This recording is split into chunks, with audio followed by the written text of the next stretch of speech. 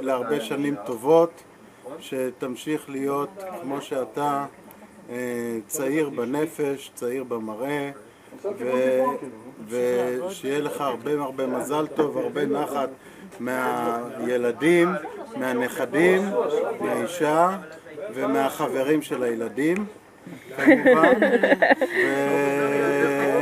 ואנחנו מצפים לגיל 120, 160, שאנחנו נעשה עוד פעם ברכה כזאת, נברך עוד פעם. מדבר אורי במצב מאוזן.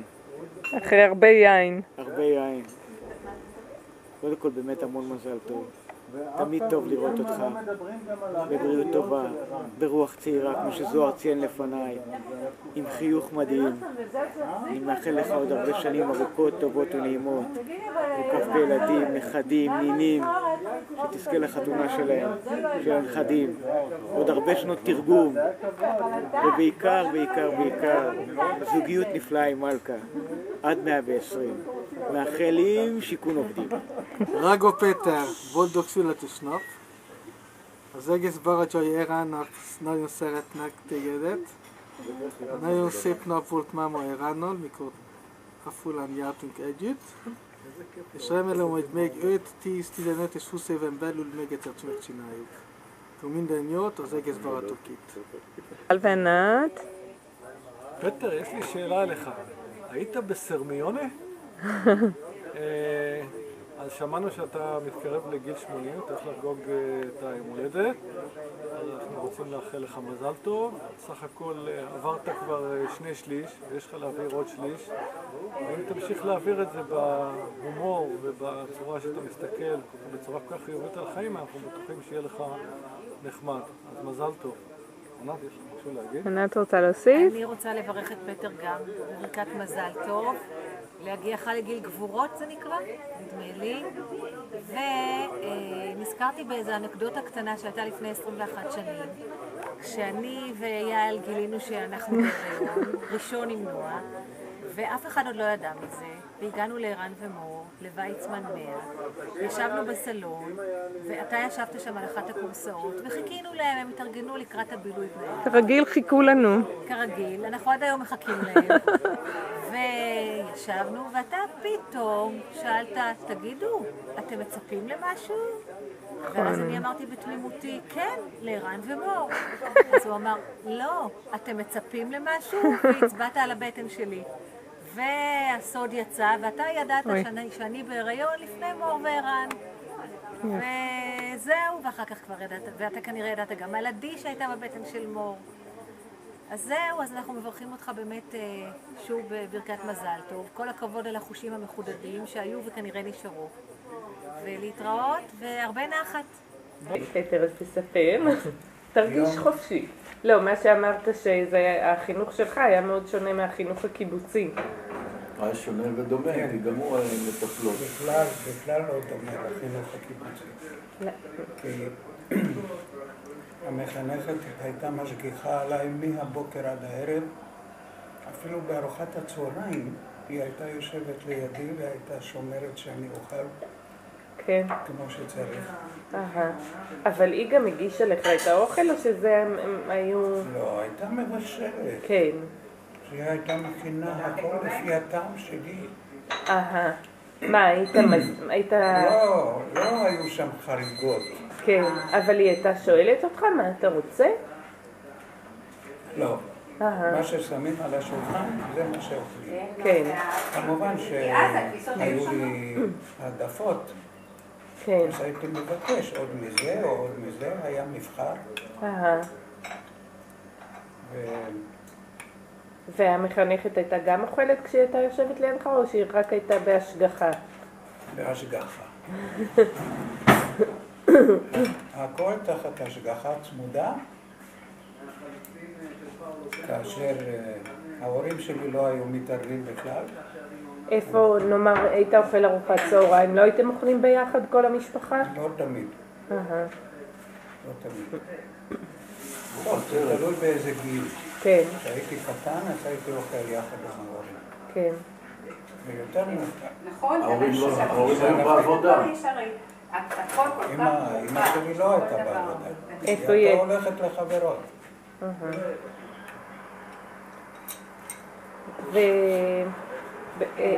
וכמה איוון גדול ממך? זה 6 שנים. בגלל זה כן, אי אפשר היה גם לחנך את שנינו ביחד. כל כן. אחד קיבל את הקטע שלו כן. בנפרד. כמובן שאיוון שהיה ב6 שנים יותר מבוגר, הוא כבר היה יותר עצמאי ויצא לבד. ואני עד גיל 4-5 הייתי כל הזמן מחנכת, חוץ מהלילה. בלילה היה לך היא חדר? הייתה ישנה אצלנו בדירה. המחנכת? כן. היא הייתה במין מועסקת, היה לה הופכת. חדר משלה, כמה מבשלת. הייתה גרה איתנו. היא הייתה גרה במרתף. המבשלת. היא גרה במרתף? כן. ואיך פפא התייחס אליה? מבחינתו היא הייתה אוויר. כמו שנותנים כבוד לעובד שכיר כן? שיש לו זכויות. כן, הוא התייחס אליה יפה? מעניין איך שאת אוהבת לצרף את עצמך לחיים. הם לא כל כך היו רואים אחד את השני. הוא קרא לה פראו. היא הייתה מגישה איתה, לא, בפראו, זה שם, מרישקה. והייתה אותה אחת הרבה שנים? כן, זה הכל. הוא אהב את האוכל שהיא עושה? וכמובן הכל עד מלחמת העולם השנייה. כן. מלחמת העולם השנייה התברר שהמחנכת שלי, יש לה חבר מההיטלר יהודי, אז היא, בהתחלת המלחמה, היא עזבה. כן. לא היה לה נעים. בן כמה? אנחנו לא פיתנו אותה, היא הלכה לבד. היא הבינה שזה לא בסדר שהיא מחנכת ילד את יהודי. אוהבת, סליחה, את אוהבת כזה בטוסט? אחד, כן, תודה. והיא... אז כן, היא תכף. עזבה. ואז אני נשארתי בלי. ובן כמה היית אז? למשל בן 12. כן. ואז כבר לא הייתה השגחה צמודה? מה? כבר לא הייתה השגחה צמודה. אז הייתי צריך לראות טוב, כבר הלכתי לבית ספר, זו לא הייתה בעיה. כן. הייתה לי רק המחנכת הצרפתייה. היא המשיכה לבוא. ולקראת סוף המלחמה היא גם עזבה. אולי ככה יראו יותר טוב. יש שמש כזה.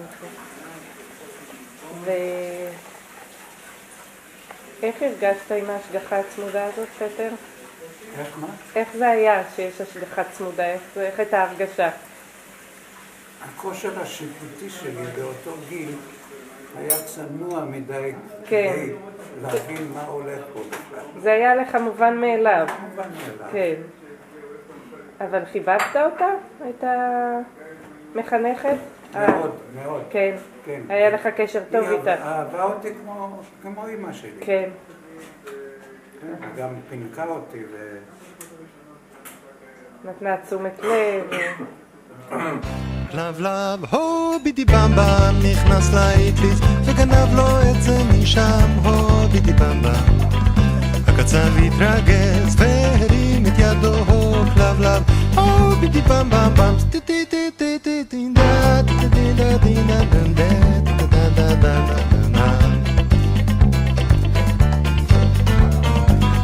לב לב, הו בידי במבה, נמלט למחבוא וגרם לו עצם גנובה, לא לא.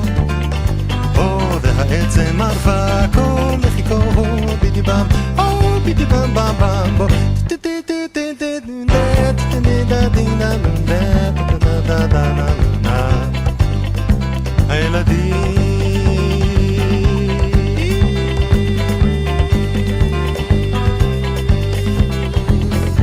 שערבו בדרכם על ידו ראו רק את קצה זנבו של כלבו,